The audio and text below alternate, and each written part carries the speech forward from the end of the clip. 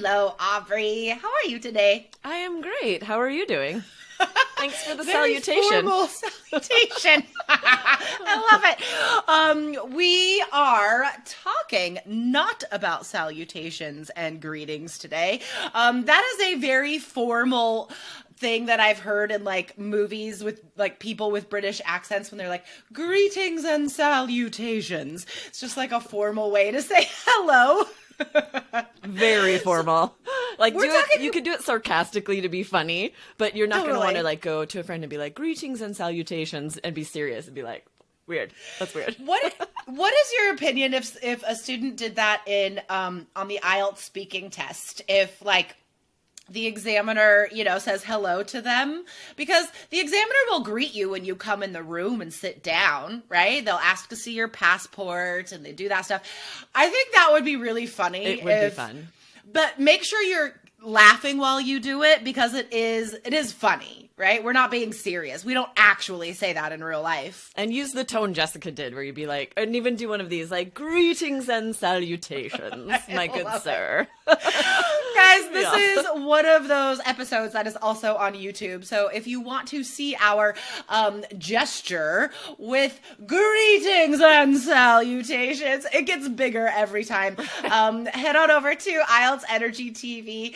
Okay, so we're actually talking about the opposite of that today. We had a great student question about how to end a formal letter for General Training Task 1. But there's a couple things to remind you about first, guys.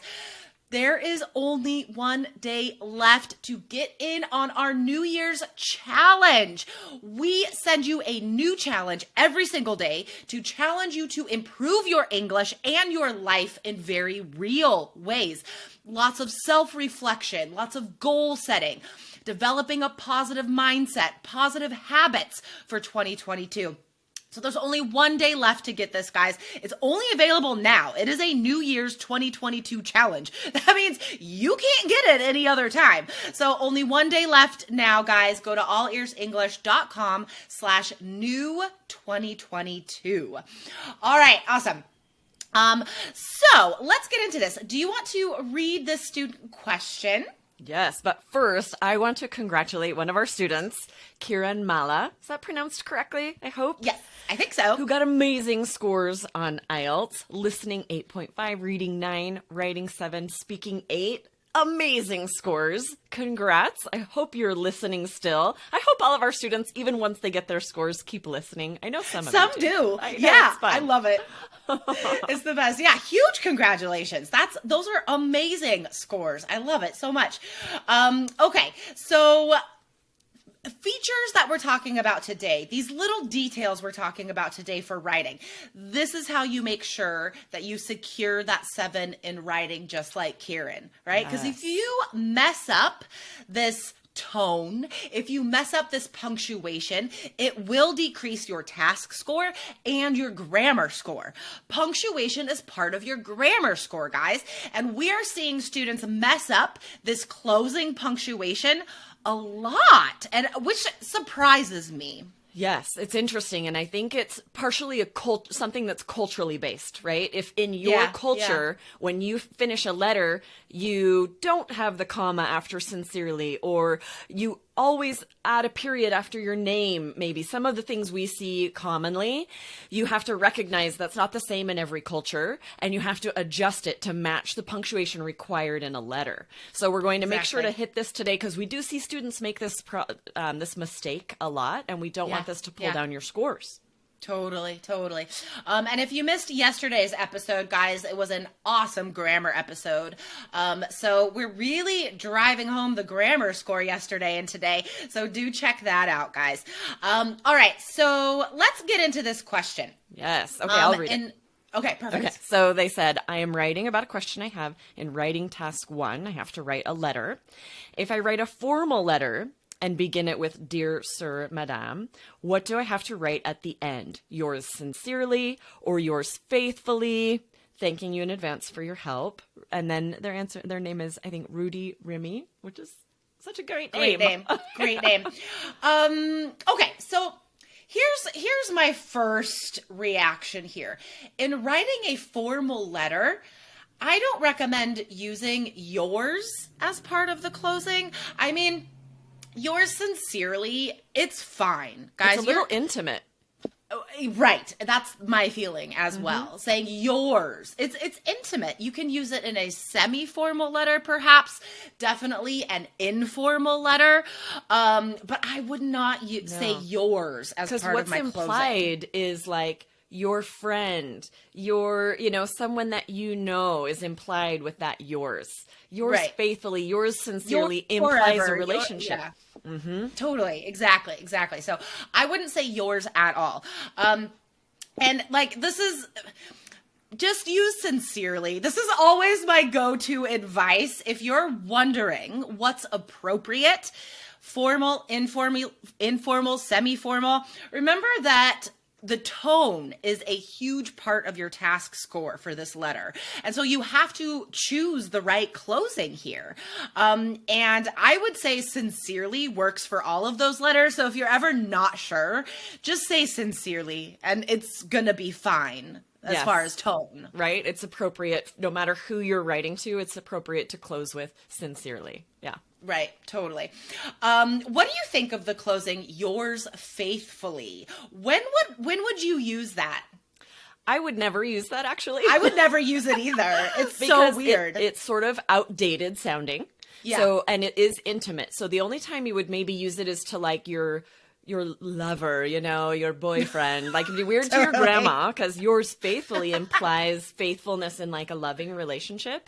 Exactly. And who are you going to be writing? It just doesn't make sense. And even if it were your partner, it would sound very outdated. I would never end a letter or an email to my husband that way, never. So don't use yours faithfully. Just take that out of the options altogether. Just don't say yours faithfully. Because if you're writing to a friend, right, if it's an informal letter, then you want to drive that informal tone home with that closing, right? Like love, right? If it's a good friend, close it love, comma, and then your name. I always sign off with best, and that could be semi-formal or informal.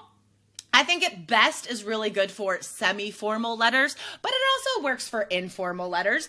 Best, comma, and then your name. You sign it, right? So yours sincerely, I would also just take off the table because you don't need yours, okay, ever. It's not going to help your score, and most likely you'll use it incorrectly, and so it'll hurt your score. It's like it's too formal for a friend, for an informal letter, but it's not appropriate for a stranger, so I wouldn't use it at all. Totally. We're giving you a lot of things to cross off your list today, guys. All right, so let's move on here. If it is a formal letter, as we said, we can say sincerely. I like signing it respectfully, comma, and then your name. I think that is great for a formal letter. Though I have seen students write respectfully yours, and same as what we've been saying, eliminate the yours, just respectfully, because otherwise you're adding that intimacy that you don't want in a formal letter. I feel like maybe some students think if we sign off with a phrase, like 2 words instead of 1 word, it looks better. Like it looks higher level because I'm using more words. I'm not sure, but it's not true regardless. It's not true. All right. So formal letter, sincerely or respectfully. And guys, as a side note, you could see some of this advice in a YouTube video that I did a year and a half ago, IELTS Energy TV. If you're watching this on IELTS Energy TV, check it out. It is called, where's the name? I have it. Gosh. I don't have the name. Aubrey, can you go on to the next one? Yeah. Oh, no, it is here. IELTS video, the perfect way to start and end IELTS General Training. Task 1 letters. That's a long title. It's a long title, but you're right. That's an excellent video. Go check that one out to get all of this vocabulary, the ins and outs. But we want to highlight something that we didn't really talk about in that video, and that's, we sort of touched on it, is the punctuation. Because there are some musts here when ending a letter. You do need that closing word, and it must be followed by a comma, or your grammar score goes down. Exactly. And no other punctuation. A semicolon does not work. A period doesn't work. It's always, sincerely, comma, or best, comma. And then sometimes we'll see students add punctuation that is inappropriate for letters in English, like a period after their name, because it is vital. We see that a lot. I see that all the time. And yeah, I'm not sure. I've never asked a student, like, why did you put the period? I just say, don't put the period. It must be cultural. That's because my guess. If we've seen it this many times, like, it has to be correct somewhere. Yes. Yeah, like these rules, guys, of how to finish your letter, there's no exception. I mean, we know that in English, grammar, vocab, there are a lot of exceptions. Spelling, there are a lot of exceptions to rules. These rules are hard and fast. They never change. So closing word, best sincerely, comma, and then your name, no punctuation after your name, guys. Yes, and make sure to include your name. It would be very strange if you just end it with sincerely or best and not have your name. That must be there as well for every letter, to just have it be your first name. Whether it's formal or informal, just the name. Well, yeah, if it's a formal letter, definitely put your first and last name when you're signing off. That does make sense. I have a question for you, Jessica, as a former examiner. I have seen students use a name other than their own when they're writing letters, right? Yeah. And then I've seen them use their own name in the closing. Is this going to affect their score? Does it? Okay, that's my question. It will, I'm like, because it doesn't make sense. It doesn't right? make sense. The examiner's for sure going to notice. Yeah, for sure. I love it when students make up a name. Just make sure you're consistent.